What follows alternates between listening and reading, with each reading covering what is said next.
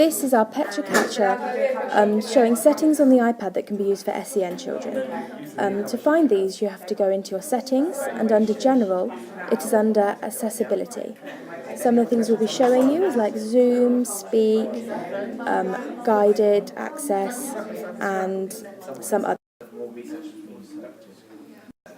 This is the Speak selection button. You can alter the speed so it reads quick or fast. You find Speak selection by going into General. You then can turn on the Speak selection. You can select the voice, and then you can select how fast or slow you would like it to speak by using the turtle.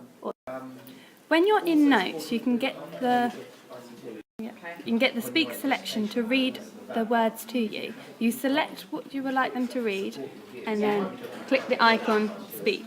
It will then play back to you what has been written.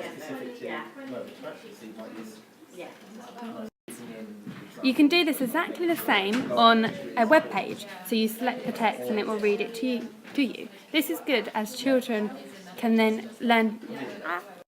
It helps build children's confidence as it reads the words to them if they're not a confident reader. You can also change the text size on the iPad. This is in General, Accessibility and Larger Type. You can drag the slider to smaller text types or larger text types to help visually impaired children. Guided access is found under Accessibility in the General settings. This is great for the teacher to be able to choose sections of the iPad that are not accessible to children, and the teacher can set a passcode to control this.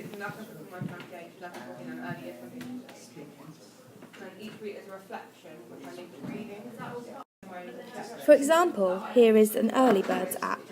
If I wanted children to concentrate on the actual multiplications they are looking at, I can choose sections that I want them not to touch.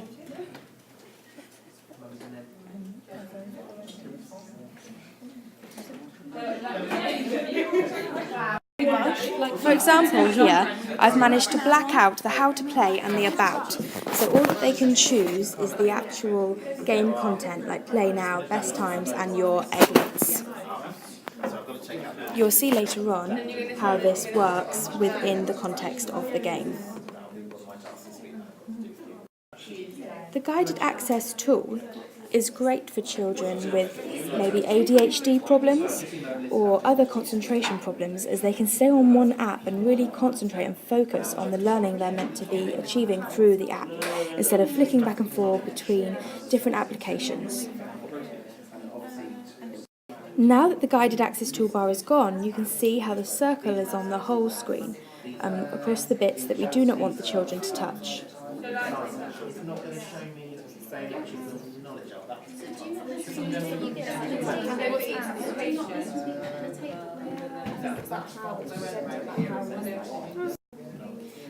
This shows how the child can focus on finding multiples of 11 without pressing the cancel or the pause, so that they're fully focused on learning their 11 times table.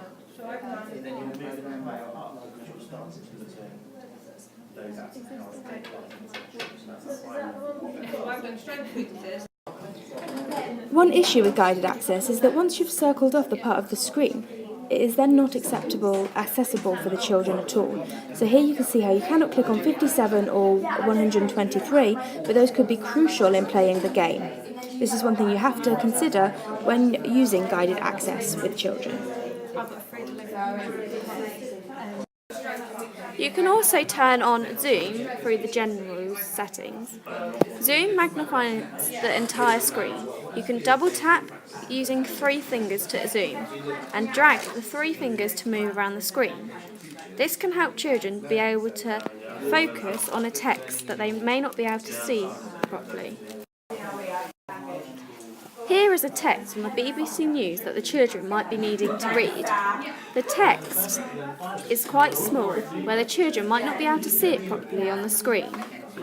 This is where they can use the zoom, using their 3 fingers to zoom in, to be able to read the writing clearer. Once zoomed in, you can still move around the page using your finger to navigate. This is where you can look at certain words, images, or passages that may be best suited zoomed in.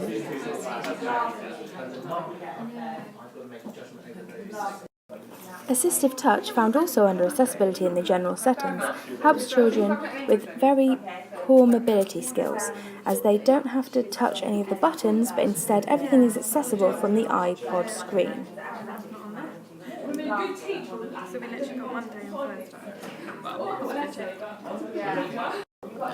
This picture is meant to show the assistive touch button. It's normally a white circle and it can be moved to any side of the screen, but unfortunately when you take a screenshot it disappears.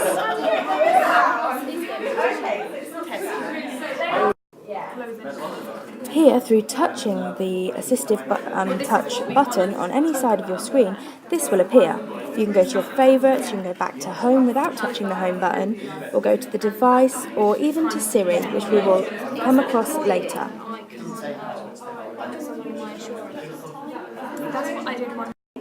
If you click on device, then you can see that there are all of these different buttons you can choose. So you can turn the volume up or down by touching the screen instead of using the buttons. You can unmute and lock the screen all through motions on the screen instead of using the buttons, which is great for children with mobility problems. Here is Siri, which is a personal organiser available through the iPad 3 only. She will ask you what you can help you with, you can text, make notes, or verbally through it. This is great for children with maybe memory problems who want to record notes or other things.